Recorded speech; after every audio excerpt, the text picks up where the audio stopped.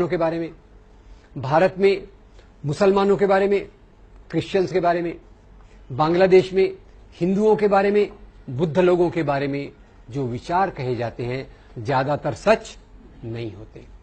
तो वही हमको आज देखना है पहले कि इसकी सच्चाई क्या है और झूठ क्या है। तो इसलिए आप जल्दी से मुझे बताइए कि भारत में मुसलमानों के बारे में और क्रिश्चियंस के बारे में क्या क्या आम धारणा है, सामान्य सामाजिक सोच क्या है।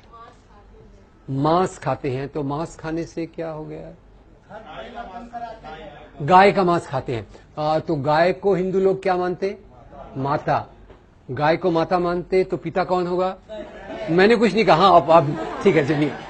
तो गाय को माता मानते हैं, तो मुसलमान गाय को खाता है, तो इसलिए हिंदू को तकलीफ होती है, इसलिए वो मुसलमान को मारता है। नंबर एक, धर्म परिवर्तन कराते हैं, मतलब वो कौन? हाँ, धर्म परिवर्तन का भी जरा सुन लीजिए।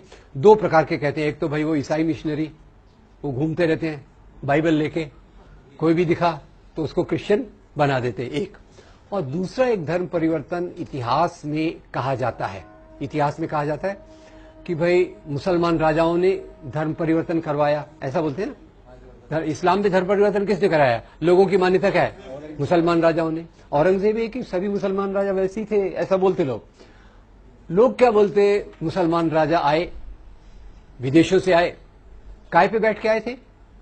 घोड़े पे, क्योंकि एरोप्लेन का तो उस समय नहीं था। घोड़े पे बैठ के आए और बोलते मुसलमान राजा वेरी बैड, घोड़े पे बैठ के आए। उनके एक हाथ में तलवार थी, एक हाथ में कुरान थी। अब आपने सुन लिया, कई बार लोग सुनते नहीं। मैं एक कॉलेज में फिर से गया था, मैं बोल रहा था देखो लोग बोलते मुसलमान राजा आए, उनके एक हाथ में तलवार थी, एक हाथ में कुरान था। जैसे ही मैंने बोला कुछ स्टूडेंट्स खड़े हो गए, बोले सर ये पॉसिबल कैसे है?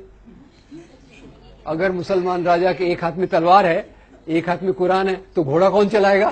मैंने कहा ये तो मुझे पता नहीं। एनीवे, तो खैर यानी मुसलमान राजाओं ने इस्लाम फैलाया, क्रिश्चियन मिशनरी ईसाई धर्म फैलाते हैं। मुसलमान नौजवानों को मोटरसाइकिल लेके देते, मोबाइल लेके देते, ऐसा लोग बोलते। उसमें मैं एक और ऐड कर देता हूं, शायद डिओड्रेंट भी लेके देते, राइट।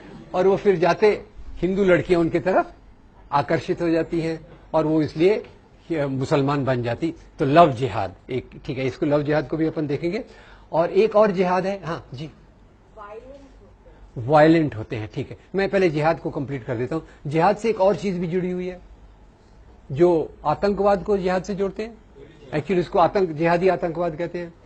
और शायद आपने सुना होगा, एक लोकप्रिय मान्यता है कि सभी मुसलमान आतंकवादी नहीं होते, पर सभी आतंकवादी मुसलमान होते हैं।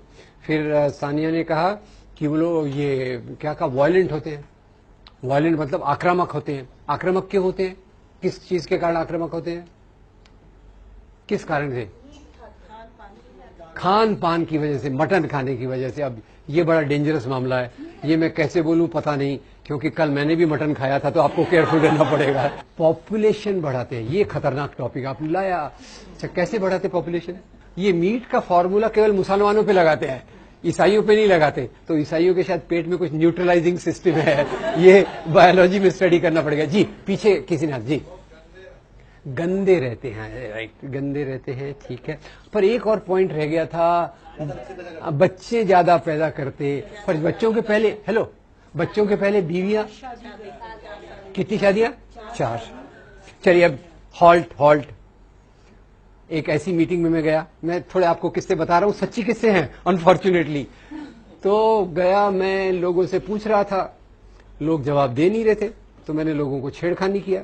मैंने कहा बताइए ये मुसलमानों के परिवार कैसे होते? जैसे ही मैंने सवाल किया तो एक दोस्त बैठे थे, उनके यहाँ तिलक लगा हुआ था, पहचान लिया आपने? तिलक, आइडेंटिटी, तिलक लगा हुआ था। वो बहुत दुखी, हताश, निराश दिखाई दे रहे थे। उनके देख के मुझे भी डिप्रेशन आ गया। खड़े हुए और दुख से बोले, देखो भाई, हम ये हिंदुओं के मेजॉरिटी के देश में हम हिंदुओं का कितना बुरा हाल है, हम लोग कितने असहाय हैं। मैंने कहा क्या हो गया यार, ऐसा क्या असहाय है? बोले देखो ना, हम बेचारे हिंदू, केवल एक ही बीवी। केवल 2 ही बच्चे। वो मुसलमानों का देखो क्या मजा ही मजा है, 4-4 बीवियां, 20-20 बच्चे। मैंने हाथ जोड़ दिए। तो पहले हम शुरुआत करते हैं मंदिर तोड़ने से। तो आपको पता होगा अभी अभी दिल्ली में एक रोड का नाम बदला गया था। कौन सा रोड था? अकबर का तो अभी बदलने वाले हैं, आपने पहले से बदल, औरंगजेब रोड, ठीक है। और औरंगजेब का रोड का नाम बदलने के पहले उन्होंने कहा औरंगजेब वेरी बैड। बाकी चीजें तो थी, धर्मांतरण भी उसने कराए, पर उसने हमारे मंदिरों को तोड़ा। अब मैं बड़ा कंफ्यूज हो गया। मैं फिर, क्योंकि आपको पता होगा मैं हिस्टोरियन तो हूं नहीं, तो मैं फिर हिस्ट्री पढ़ने लग गया कि औरंगजेब ने कौन से मंदिर तोड़े। पर वो पढ़ते समय मेरे दिमाग में 4 चीजें पता चली मोटे तौर पे। पहले पता चला कि औरंगजेब ने काशी में भगवान विश्वनाथ के मंदिर को तोड़ा था, वेरी बैड। पर साथ में एक और बात पता चली। वो बात पता चली गुवाहाटी आसाम के पास कामाख्या देवी का मंदिर है, उस मंदिर को उसने दान दिए। उज्जैन में महाकाल का मंदिर है, उसको भी दान दिए। वृंदावन में भगवान कृष्ण का मंदिर है, उसको भी दान दिए। तो मैं कौन सी बात को लेकर चलूं, मंदिर तोड़ने वाली कि मंदिर को दान देने वाली? दोनों बातें हैं, नंबर 1। तीसरा मुझे बड़े आश्चर्य की बात पता चली कि औरंगजेब ने मस्जिदों को तो दान दिया ही था, पर उसने मस्जिदें तोड़ी भी सही। कम से कम एक मस्जिद मुझे पता चली जो उसने तोड़ी थी। और ये मस्जिद कौन सी थी? पहले उसके मस्जिद तोड़ने की बात से ही अपन अपनी बात को शुरुआत करते हैं। एक बार क्या हुआ, गोलकुंडा के नवाब ने, तानाशाह ने औरंगजेब को 3 साल तक लगान नहीं दिया। औरंगजेब कौन है? महाराजा। तानाशाह कौन है? राजा, ठीक है। तो तानाशाह ने 3 साल तक लगान नहीं दिया। ये लगान यानी क्या? टैक्स। ये बात आपको पहले से पता थी या आमिर खान की फिल्म देखने के बाद पता चली? पहले से पता थी, ठीक है। मुझे बाद में पता चली इसलिए बोल रहा हूं, ठीक है। अब ये समाज में टैक्स कैसे चलता है? सबसे नीचे टैक्स देने वाला कौन होता है? किसान। किसान किसको टैक्स देता है? जमींदार को। जमींदार किसको टैक्स देता है? राजा को। राजा किसको देता है? महाराजा को। औरंगजेब कौन है? महाराजा। तानाशाह कौन है? राजा। तो औरंगजेब ने तानाशाह को पूछा, आपने 3 साल तक लगान नहीं दिया, क्या प्रॉब्लम है? तानाशाह ने कहा, हुजूर मेरे राज्य में अकाल, ड्राउट है, जैसे हमारे महाराष्ट्र में चल रहा है, मराठवाड़ा में चल रहा है। मेरी प्रजा मुझे लगान नहीं दे रही, तो मैं आपको लगान कहां से दूं? औरंगजेब बड़ा चालाक। औरंगजेब ने अपने जासूस को भेजा और पता लगाया कि तानाशाह ने अपनी सारी संपत्ति एक मस्जिद के नीचे छुपा के रखी है। आगे की बात नहीं बताया तो चलेगा क्या? क्या करेगा औरंगजेब? फौज को भेजेगा, मस्जिद को तोड़वाएगा। तो अब मैं आपसे पूछना चाहता हूं, हम केवल औरंगजेब के मंदिर तोड़ने की बात को पकड़ के चलते हैं। औरंगजेब ने मंदिर बनाए, वो हम भूल रहे। औरंगजेब ने मस्जिद तोड़ी, वो हम भूल रहे। औरंगजेब ने मस्जिदों को दान दिया, वो हम भूल रहे। मोटे तौर पे मैं आपसे ये पूछना चाहता हूं, राजा लोग राज्य क्यों करते थे? होल्ड ऑन, राजा लोग, why were kings ruling? Option A, राजा लोग राज्य करते थे धर्म के नैतिक मूल्यों के लिए। बी, राजा लोग राज्य करते थे सत्ता और संपत्ति के लिए। ए या बी? और हमारे मन में क्या चल रहा है? हमारे हिंदू राजा वेरी गुड यार, तुम्हारे मुस्लिम राजा वेरी बैड। एक सरल फार्मूला है, पाकिस्तान में जाओ तो फार्मूले को उल्टा कर देंगे। क्या कर देंगे? मुस्लिम राजा एक्सीलेंट, हिंदू राजा कॉवर्ड।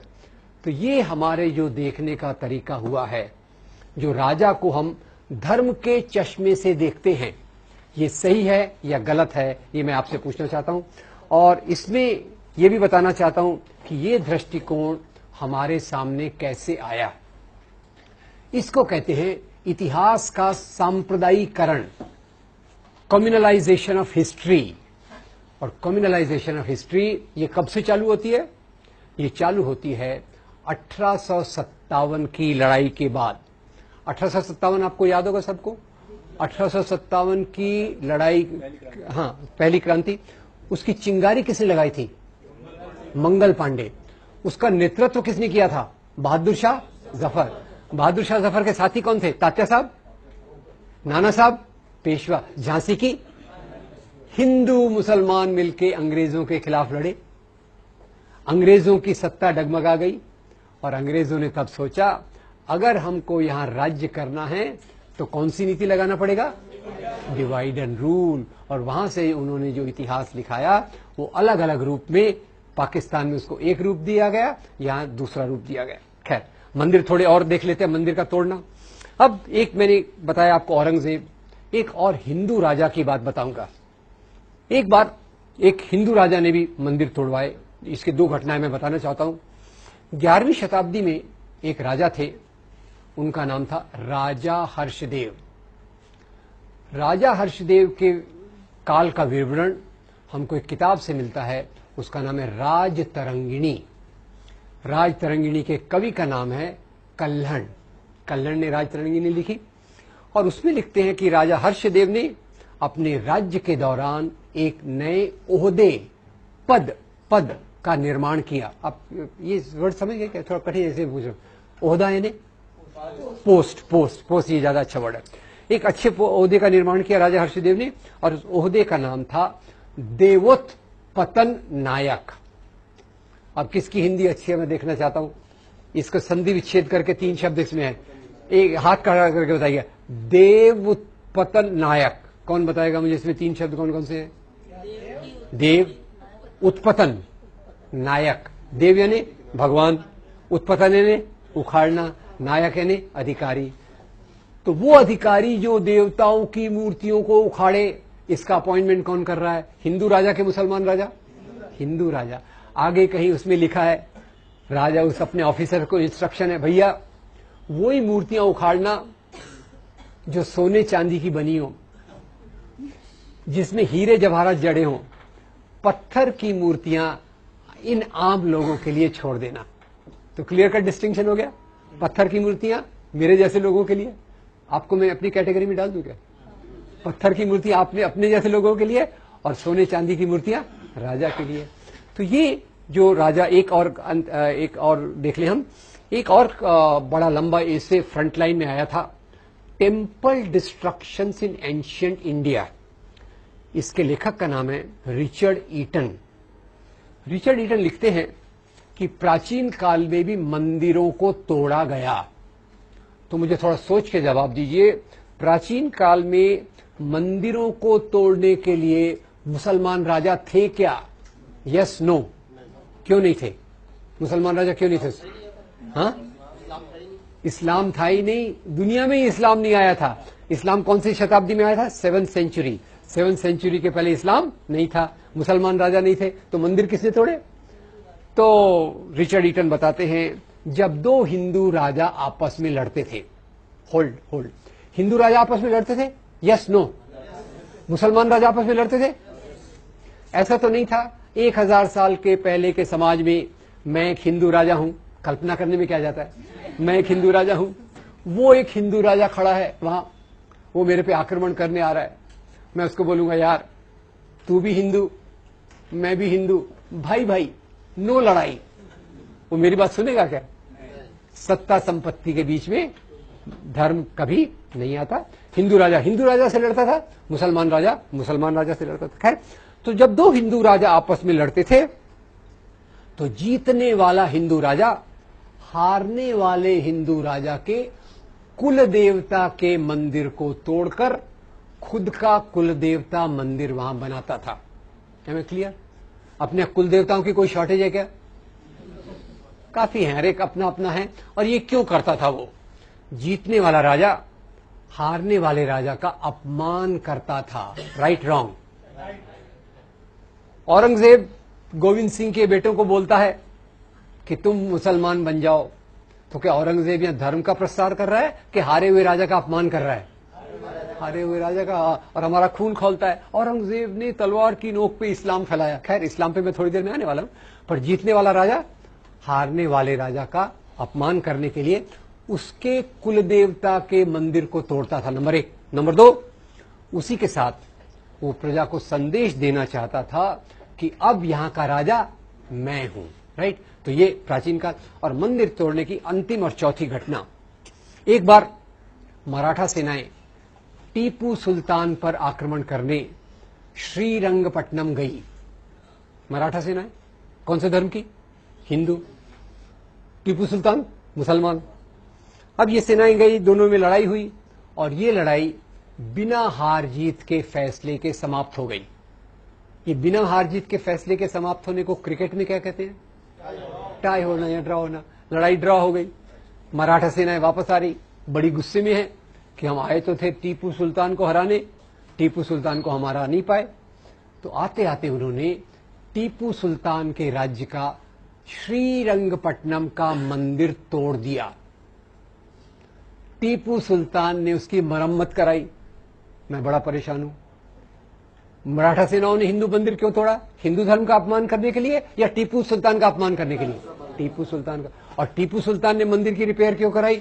हिंदू धर्म का उठाने के लिए या प्रजा की भावनाओं का आदर करने के लिए? एक तरफ हिंदू राजा, एक तरफ मुसलमान राजा, दोनों आपस में लड़ते रहते थे, ऐसा हमको एक चित्रण किया जाता है। और इसीलिए अभी आजकल आपके शहर में, जिन लोगों का भी दिल्ली शहर है, अपनी राजधानी में एक और रोड का नाम बदलने की कोशिश हो रही है। कौन सा है वो? अकबर। बोले अकबर मुस्लिम और हमारे महाराणा प्रताप हिंदू, बहुत बहादुर, तो उस बहादुर अपने राजा का नाम वहां देना चाहिए। अकबर अपना नहीं है, वो तो विदेशी है। अब ये देशी विदेशी की परिभाषा क्या होती है क्या नहीं अपन देखेंगे। तो यहां अपन चलते हैं, एक तरफ अकबर है, एक तरफ राणा प्रताप। और अकबर और राणा प्रताप की लड़ाई हुई थी हल्दी घाटी के मैदान में। एक तरफ किसकी फौज है? अकबर की, एक तरफ राणा प्रताप की। आप देखेंगे, आप हैरान हो जाएंगे, अकबर की फौज में अकबर खुद नहीं है। अकबर के बदले कौन है? राजा मान सिंह। हेलो, अकबर के बदले कौन है? राजा मान सिंह। और राजा मान सिंह के असिस्टेंट जनरल जो हैं, वो बड़े प्यारे व्यक्ति हैं कि उनके नाम पे बहुत अच्छी 2 हिंदी फिल्में बनी हुई हैं, शहजादा सलीम, मुगले आजम और अनारकली। राजा मान सिंह कौन थे? अकबर के प्रधान सेनापति। सेनापति नहीं, हेलो, सेनापति नहीं, प्रधान सेनापति।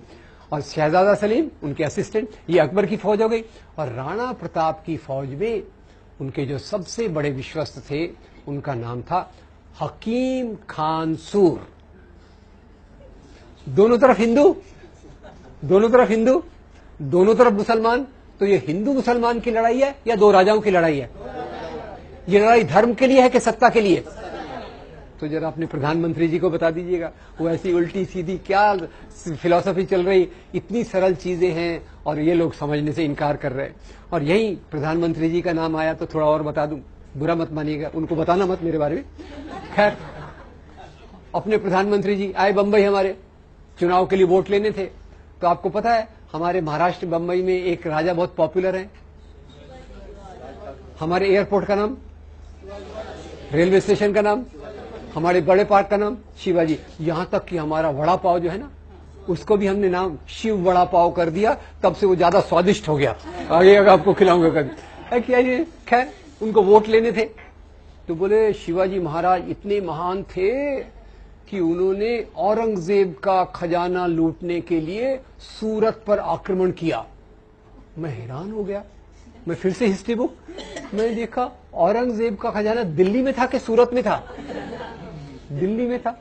अब शिवाजी महाराज जो हमारे थे, उनकी फौज एक बार सूरत पे आक्रमण करने जा रही थी। तो आपको मैंने बताया क्यों, इसकी बात क्यों कर रहा हूं, क्योंकि प्रधानमंत्री जी उसको उल्टा बता रहे।